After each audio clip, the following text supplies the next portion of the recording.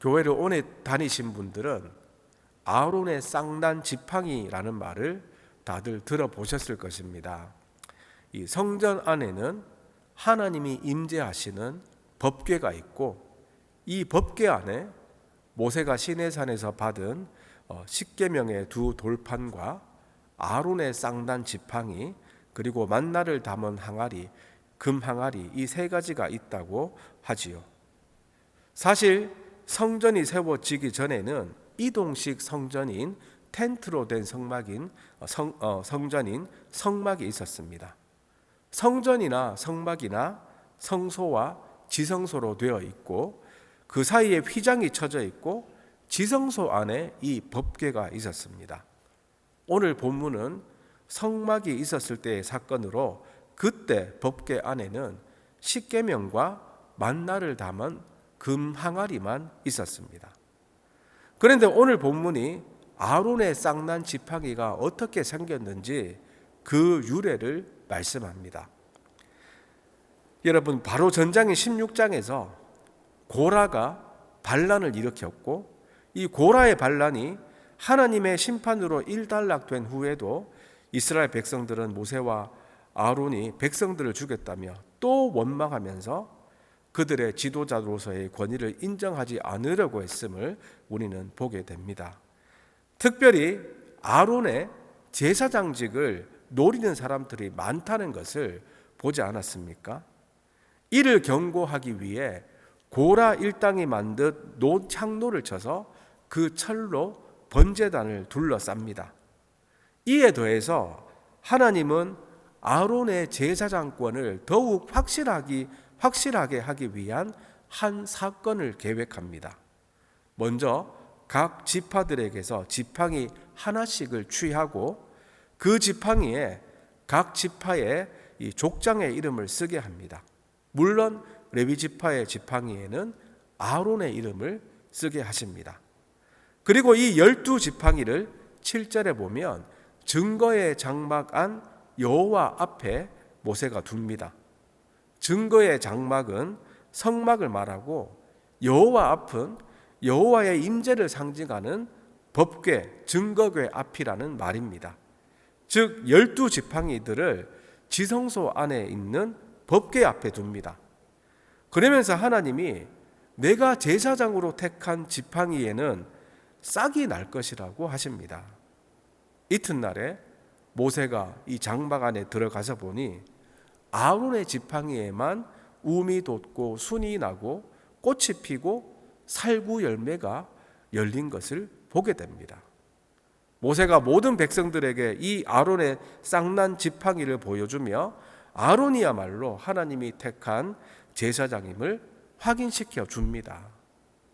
그리고 하나님은 모세에게 이 아론의 쌍난 지팡이를 증거궤에 간직하게 하십니다. 이것이 바로 아론의 쌍난 지팡이의 유래입니다. 이로써 하나님은 제사장직에 대한 백성의 도전과 원망을 멈추게 하셨습니다. 여러분, 하나님의 선택은 완전하고 하나님의 부르심에는 후회가 없습니다. 그러므로 하나님이 세우신 권위를 인정하고 그 질서를 존중하는 것이 지혜입니다.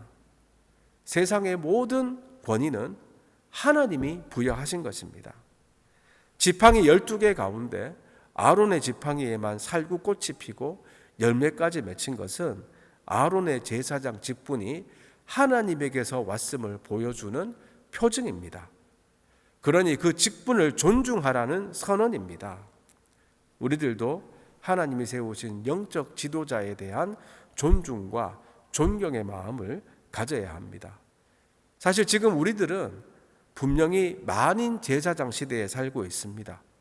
모든 성도들이 제사장으로서 하나님께 직접 나갈 수 있습니다. 예수님의 보혈을 의지하여서 그렇게 할 수 있습니다. 그러나 이 말은 모든 성도가 제사장 자리에서 서로 비판하라는 것은 아닙니다.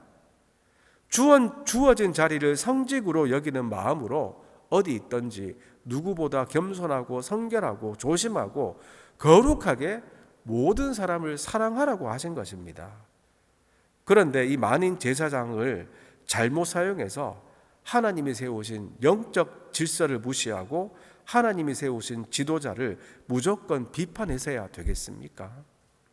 모든 권세는 다 하나님께서 정하신 바라는 로마서 13장 1절 말씀을 기억하며 하나님이 세우신 영적 질서에 온전히 순복하는 지혜로운 성도님들이 다 되시기를 간절히 바랍니다. 한편으로 생각하면 아론의 쌍난 지팡이는 이스라엘 공동체에 문제가 발생했을 때 투명하고 공개적인 확인 과정에서 생겨난 결과물입니다. 하나님은 모세와 아론의 영적인 권위에 의문을 제기하고 반역하는 백성에게 분명한 증거물을 제시하셨습니다. 특별히 지팡이를 지성소 안에 증거궤 앞에 두도록 하셨는데 이곳은 하나님의 임재가 있는 곳입니다. 여러분, 이것이 무슨 뜻이겠습니까? 백성과 백성들을 이끄는 것에 관련된 모든 것을 하나님께 맡긴다는 의미입니다. 모든 일에 하나님의 뜻을 따르며 하나님의 판결에 순종하겠다는 뜻입니다. 여러분, 우리들도 살다 보면 말도 안 되는 공격과 모함을 당할 때가 있습니다. 이때 어떻게 해결해야 가겠습니까? 그 억울함과 문제들을 하나님의 증거궤 앞에 들고 나아가시기 바랍니다. 하나님께 모든 것을 의탁하고 하나님의 뜻을 따르는 것이야말로 우리가 삶에서 만나는 모든 문제를 해결하는 방법이요 열쇠입니다. 하나님께 내어놓으면 모든 것을 아시는 하나님이 가장 투명하고 공개적인 방법으로 해결해 주심을 믿으시기 바랍니다. 뿐만 아니라 우리들이 광야의 이스라엘 백성들처럼 하나님의 뜻에 매번 반대하며 원망하며 불평하는 자들이 되지 않기를 바랍니다. 행여나 그런 자리에 있다 하더라도 하나님이 보여주시는 증거를 보며 그때라도 용기 있게 돌아서고 회개하는 자들이 되시기 바랍니다. 주님의 뜻을 거스리며 거역과 원망을 일삼던 습성은 십자가 앞에 내려놓으면 됩니다. 본문의 이스라엘 백성들은 아론의 쌍난 지팡이를 보고 이제 우리는 죽게 되었다, 망하게 되었다며 두려워만 하고 있습니다. 그러나 회개하면 하나님은 무슨 죄든 다 용서하시고 언제든지 다시 시작할 수 있음을 잊지 마시기 바랍니다. 사실 지팡이에서 우미 돋고 순이 나고 꽃이 피고 열매가 열리는 것은 그야말로 기적입니다. 지팡이는 나무로 만드는데 지팡이는 이 잘려진 나무로서 더 이상 생명이 없습니다. 생명이 없는데 거기서 싹이 낳는다는 것은 그야말로 기적입니다. 그러므로 지팡이에서 싹이 난다는 것은 다시 생명이 생겼다는 뜻입니다. 그런데 여러분, 이것이 바로 우리 성도들의 인생 아닙니까?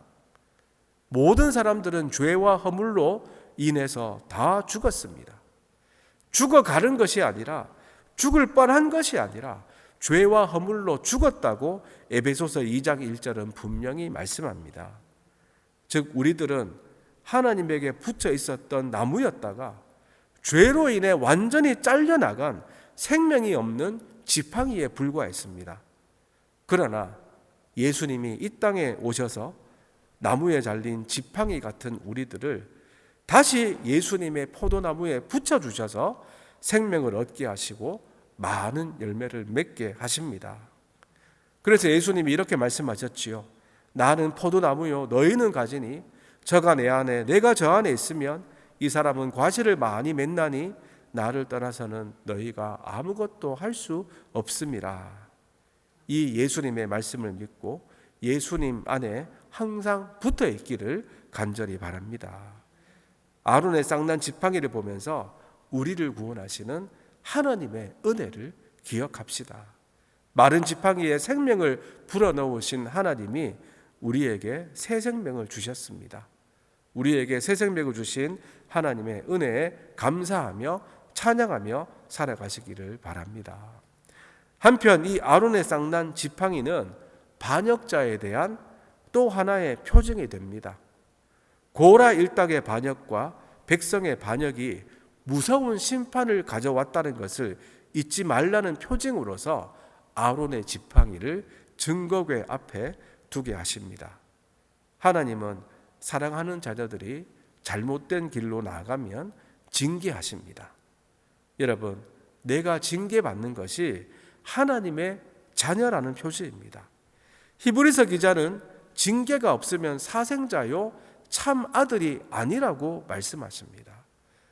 하나님의 심판 가운데 하나가 그냥 내버려 두시는 것입니다. 잘못된 일을 해도 징계하지 않고 그냥 내버려 두십니다. 그러나 하나님의 자녀들은 잘못된 길로 가면 반드시 징계하십니다. 사실 징계받으면 힘들지요. 그러나 하나님의 징계를 하나님이 나를 버리셨다는 증거로는 결코 오해하지 마시기 바랍니다. 우리가 징계받을 때 사탄이 이런 생각을 자꾸만 주면서 하나님을 떠나게 합니다. 이 사탄의 거짓말과 속임수에 넘어가지 말고 끝까지 잘 붙어 있기를 간절히 바랍니다. 이스라엘 백성들이 그렇게 원망하고 반역하니까 하나님이 징계를 주십니다. 그러나 하나님은 이들을 버리지 않고 결국에는 약속의 땅으로 인도하지 않습니까? 그러므로 징계를 통해 평생의 교훈을 얻는 것이 지혜입니다.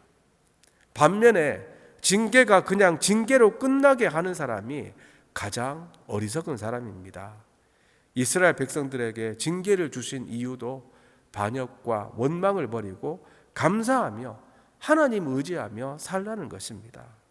우리들도 반역과 원망을 버리고 감사를 선택함으로 하나님의 도우신 가운데 살아가는 은혜로운 인생이 다 되시기를 간절히 바랍니다.